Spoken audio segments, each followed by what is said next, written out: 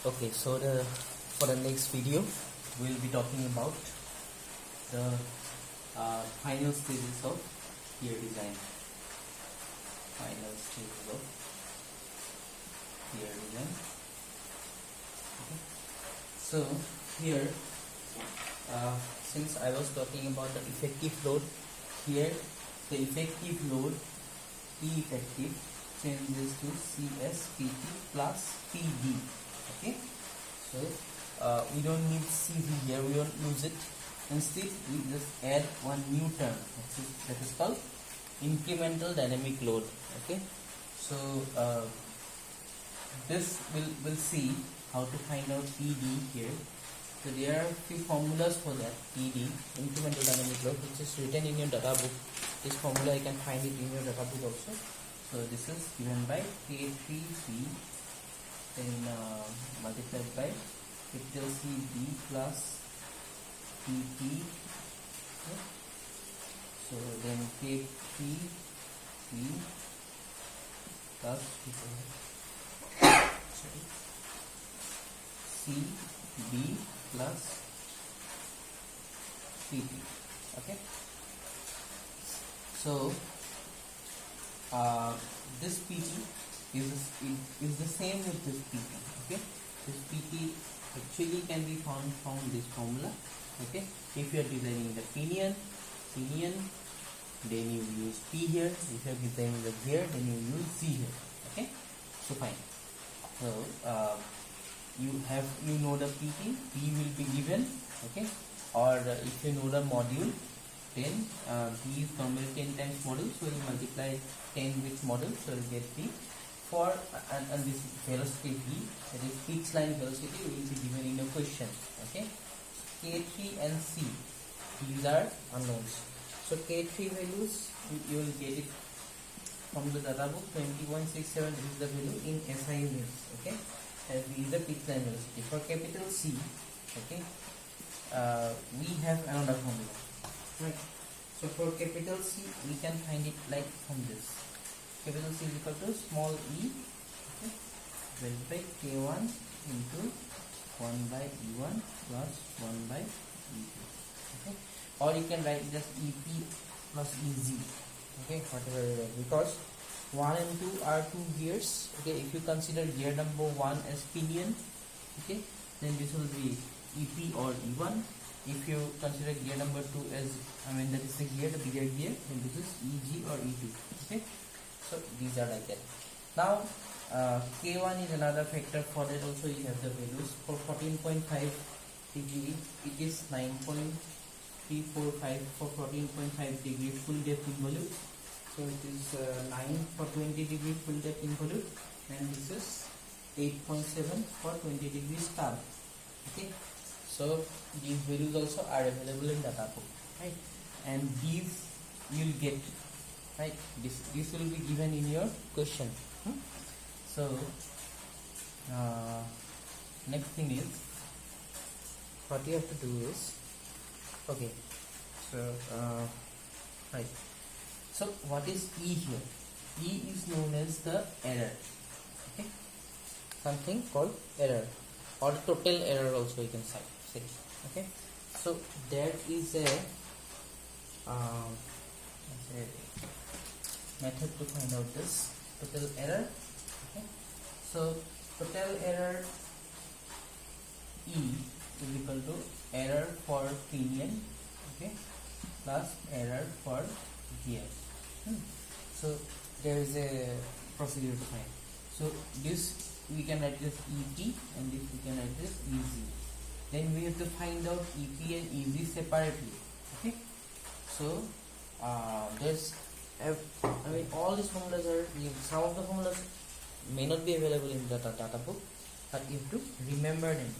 Okay, so there is a tolerance grade for all these things. Okay, so in your textbook, so let me show you the textbook.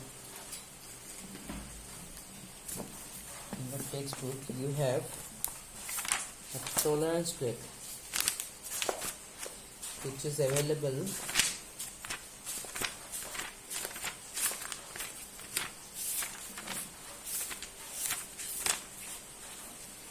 at page number 664. Okay, it is 664 grades and these errors are given.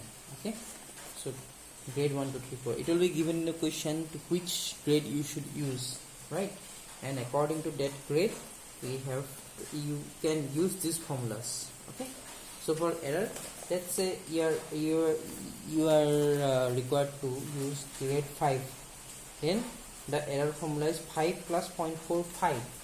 Okay, for grade 5, error formula is 5 plus 0.45. Okay, 5.00 is 5 only.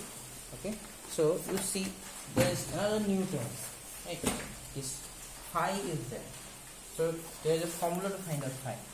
So phi is equal to module plus, okay, 0.25 root over the pitch circle diameter. Okay, now since you have to find EP and EZ, what will be EP? EP will be 5 plus 0.45p, isn't it? Because this is the formula for error grade. This is grade. I mean, you have been asked to calculate using error grade of 5. So this is 5 plus 0.45. So 5 plus 0.45p, because we are finding out E formula is this. EP will be 5p, EZ will be 5z. So this is EZ is 5 plus 0.45z. Okay, now to find 5p, module will remain same for pitch and gear. It will be m only, and this will be dp. If you find 5z, then this is module plus 0.25 root over dv. Okay, this is how we find out the these are called tolerance grades, and using the tolerance grades we find out the errors, and using the errors we can find out this total error. Okay, now one thing, okay, you can see here in the textbook, error is in microns. Okay, microns or micrometer, right? So whatever value you calculate after putting this dp here and module here, you get 5p, 5z. Okay, then you put the values whatever value exactly. This dp will be in millimeters. Okay, remember that, millimeters, and module is also in millimeters. So you put it there, and whatever value you get, that will be in micrometer. Okay, micrometer, mu m, that is milli, or micro is 10 to the minus 6 meter. Okay, or 10 to the power minus 3 millimeter. Okay, wherever you need it, I mean, first of all you find all of them, so you add them, and finally you have to multiply with 10 to the power minus 3 to get in millimeter. Okay, so whenever you need error in millimeter, you use it like that. Okay, so you have to have a look at error one. Okay, so here finally at what unit you need it. Okay? Error you will record it in millimeter. So remember this is in micron or micrometer. So to convert this into millimeter. Okay, finish. Next, yeah. So now you know. Now you go back and find out error, then find C.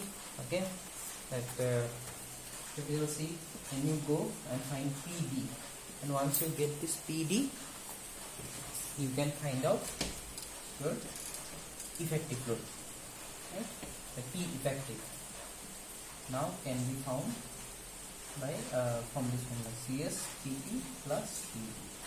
Okay, now you know that P effective is a modification of the static load. Okay, now this is for later stages. For preliminary stages, P effective is CS by CV into PD. Here PD doesn't come. Okay, so don't have to worry about PD and all the error thing. Okay, so in your question, if somewhere error grade is given, use error grade of 6, let's say, or use error grade of using error grade of 9 or 8, something is written, then that means that you are going to do the final stages of design for P effective. Okay, alright. So, or if nothing is given about the error, then you don't use this. Okay, then you have to only use this formula and using P effective, and then you have to if you are asked to compare the design for safety, then you safety on the basis of beam strength, then you have to find out beam strength and compare, okay, P effective with this. If it is greater, then this is safe. If it is less than or equal, then it is unsafe. Okay. Now this is for beam strength. Now we will talk about the wear strength. Okay. Wear strength. I told you that the gear tooth, okay, one gear tooth is one gear tooth is like this, another gear tooth which is mating with this one. Now you see, if lubricant film breakdown takes place, that is called scoring, okay, or surface roughness takes place due to heavy loads and all these things, okay, then the surface will not remain smooth. It will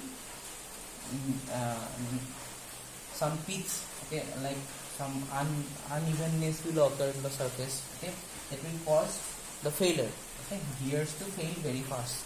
So that means this is the wear, surface wear, and we want to prevent the wear. At what load, okay, at what load it will be prevented? You can say the maximum amount of load that can be applied, okay, that can be applied without wear, okay. If we apply more load beyond that point, beyond that value, then there will be wear, okay. So the maximum value of load, say this load, okay, that can be applied without wear is known as wear strength. We write it as SW, okay. And the formula for wear strength is, okay, it is B into Q, okay, into G into K. Here moment is not there. Now let's see, this is face width, that is 10 times module. Normally it is 10 times module will be given. Now D here is your pitch circle diameter. If you are designing the pinion, then you use here P. Okay, if you are designing the gear, use PC. Right? Okay. So then K is a factor and Q is a factor. Q is called the ratio factor. Okay, Q is the ratio factor, and that can be found. The formulas, all the formulas I have given you there. Okay, ratio factor can be found. This is the ratio factor. It is 2 into Zg over Zp plus Zg. Okay, so check it once. And K here is 0.16 Bhn by 100. Okay. This is also you can find out. Okay. All these things are been given already. Okay. So this is square is here.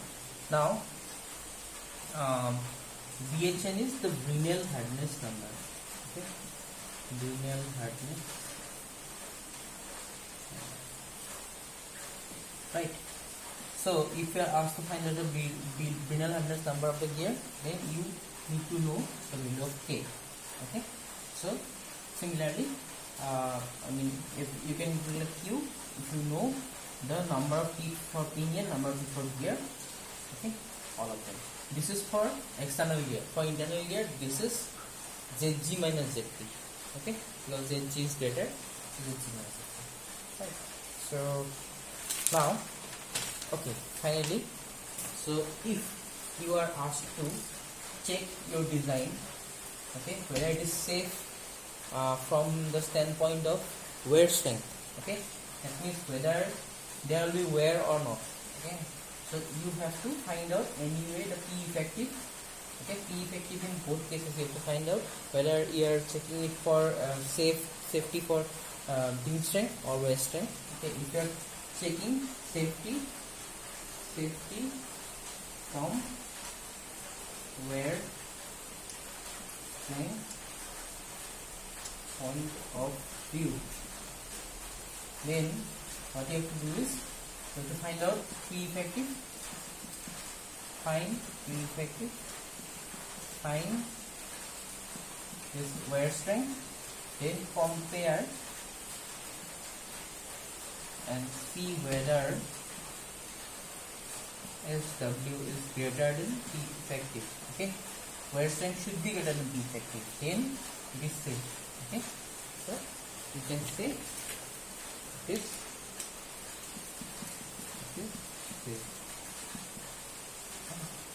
So if SW is less than or equal to P effective, then it is unsafe. Okay. So always remember this, right? In case of beam strength also, if this is the case, okay, if this thing is from beam strength point of view, if this is the case, okay, then you can say it is safe. If this is the case, it is unsafe. Okay. So if your design is safe, so you don't have to worry about it. Okay. So your design is final and your selection is okay. I mean, you have to estimate the module, right? I'll be talking about that later on. So your module estimation is okay, your dimensions are correct, that's why you have got this. Then your problem is finished. Suppose you have got your design as unsafe, okay, I mean you have got these conditions, okay, or either of them. I mean both cases should be, I mean if in your question it is asked that check for both beam strength and measuring, you have to check for them, both of them. If only one is asked to be checked, then you check on the beam or waist strength. Okay, whatever it is asked in your question. So if it is unsafe, what you have to do is, if this is the condition, these are the conditions, then you have to modify, I mean re-estimate the module. Re-estimate the module. That means whatever value of module you have estimated or you have selected from your data book, you have to select the next set or higher value. Okay. Suppose your module you have taken it as P and you have done all the calculations, PMM, you have done all the calculations and you have got these, then you have to make it the next available value. I mean, if 3.5 is available, you take it. If 4 is available, you take it from the preferred range. Okay, that I have shown you already in your video. Okay, so now let's talk about the module, right? Module is the most important thing I told you before, right? And the first thing you have to estimate the module. Okay, so there are the formulas. I mean formulas are available for module estimation. You see there is a formula available in your data book, okay, which is this one, right? Module equals to E into MT sigma d d small k y length. Okay, 1/2. Now depending upon whether you are designing pinion or gear, if let's say we are designing pinion, right, then this will be ZP, okay, and this the least form factor will be also for your pinion, and based on number of teeth of pinion. Okay, this is least form factor, and this factor K is actually B by M. Okay, and all these things I have given you in your notes. Okay, it's there in your notes, read, right?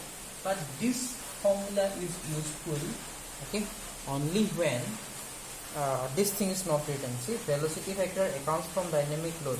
If this thing is not written, velocity factor is available, but velocity factor doesn't account for dynamic load, or nothing is given specifically like that, then you have to use this formula.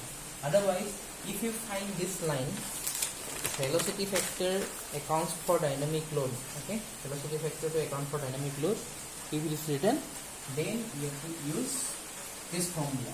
Okay, module, these two, either of them, module, okay, based on. So first is beam strength. If you are asked to use module found using beam strength, so from beam strength, this is the module formula. Okay, so you can find it out like 60 into 10 to the power 6 divided by pi, okay, multiplied by, so this is power here in kilowatt multiplied by This is service factor multiplied by factor of safety multiplied divided by Z N, then this is CB, and this is B by M multiplied by SUP by C multiplied by Y equal Y and whole to the power 1 by 3. So it's a complex formula, and most of the time it will be given with along with your question paper. Okay, you have to search it at the end of the question paper. Some useful data will be given. This formula, if required, then will be given. Okay. Now say again we are designing what pinion. So this will be ZP. Okay.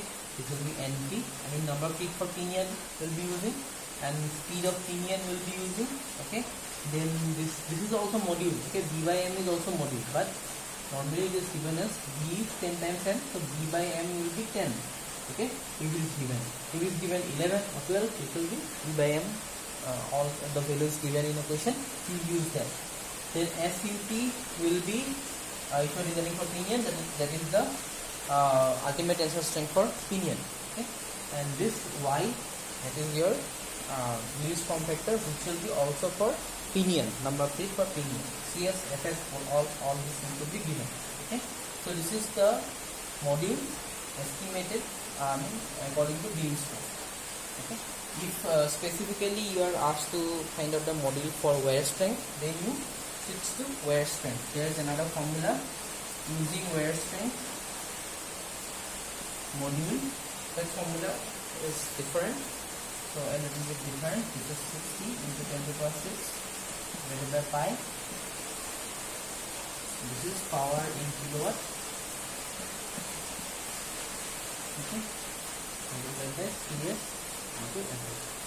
The numerator is same, but this denominator is different. This is Z square and M multiplied by CB multiplied by B by M multiplied by Q and multiplied by Q. Here, I mean this is cube root. Okay, to the power 1 by 3 or cube root. Here it is square root. You just have a look at that. Okay, now. You see, if you are designing for pinion, this will be ZP, this will be NP. Okay, and this to find out Q, you need to know both ZG and ZP. Okay, right. So if sometimes only number of feet for pinion is given and ZG is unknown, so you search for any other. Let's say this is 18 is given. Okay, 18. So you search for any other information in the question. Okay, so like your speed ratio. Let's say speed ratio is given as 5.